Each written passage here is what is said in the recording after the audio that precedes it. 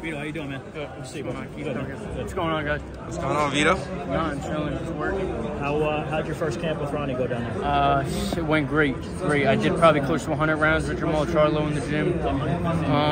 Yeah, it was great. Great work. I'm blessed to be a part of something like this. Most of the time, it was me and him doing straight rounds, 8, 10. And yeah, I feel like I'm growing as a fighter, being a part of camps with a guy like him and Ronnie Shields, David Morrell. It's truly a blessing. Without giving away too much, obviously, can you give us some insight? Be shouting that you know that he likes commitment. Yeah, he's ready to go come Saturday night. I'm excited to see him finally get back in there. I know he told me he's excited, he's ready to go.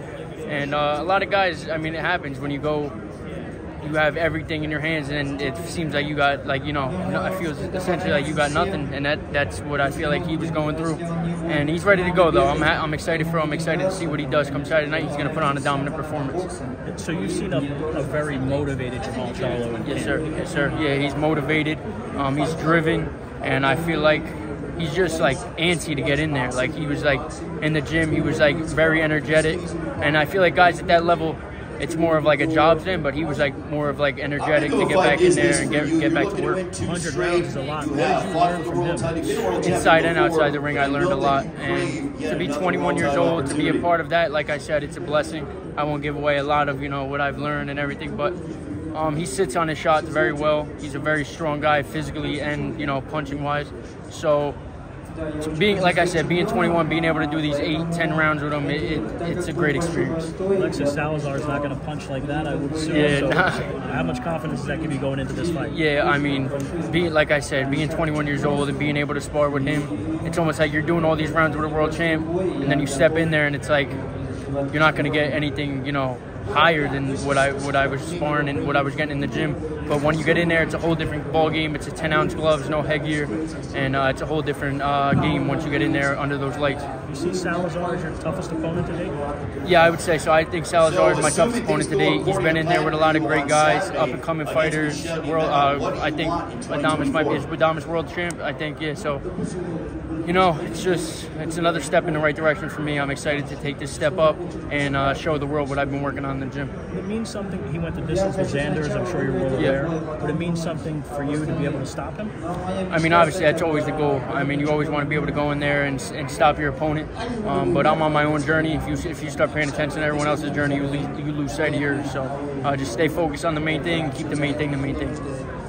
You mentioned journey. I know that you had your pro debut on Shakur Stevenson's undercard a while ago, and I know that he's gotten some criticism on his performance. Have you got to reach out to your friend and kind of, do you send him any messages? No, I haven't spoken to Shakur. I know him. I mean, I've known him my whole life, so I know that it bothers him in a way for the performance that he put on, but, you know, he's only going to come back stronger. So I'm excited to see him return. You know, and obviously you grew up with Gervonta Davis, and, you know, you're not going to pick between, you know, but like seeing their career come up, you know, do you see a collision course between those two guys, and does it kind of like affect, like, you know, the relationship between either of them? Or? No, not at all. I mean, at the end of the day, business is business, and I know eventually that fight's going to happen.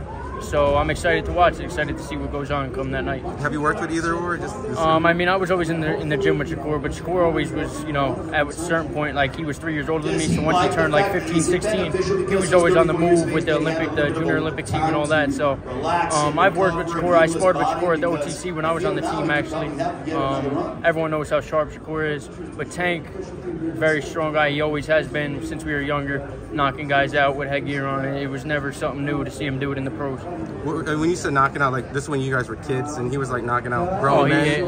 Well, I don't know about grown men, but whoever they were putting in front of him when he was younger, he was stopping them or dropping them, whatever it was. And I remember in the gym the one time he did like a backflip off the top rope at like a young age. I'm like, oh yeah, this guy is an athlete.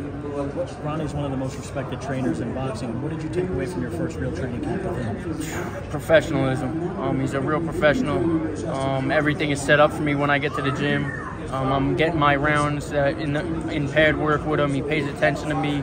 And I'm not saying that my other trainers didn't, but it's a level of experience, a level of knowledge that, like, I've never been around, and to be around a guy like him, like I said, it's just truly a blessing and a great experience for me at 21 years old. Some of it's circumstantial, obviously, but you've had several trainers. Yeah. Do you feel so like you're really hitting your stride working with Justin Fortune for quite some time? I mean, God willing, I truly believe that me and Ronnie will be together for a long time, and it's going to be one hell of a journey.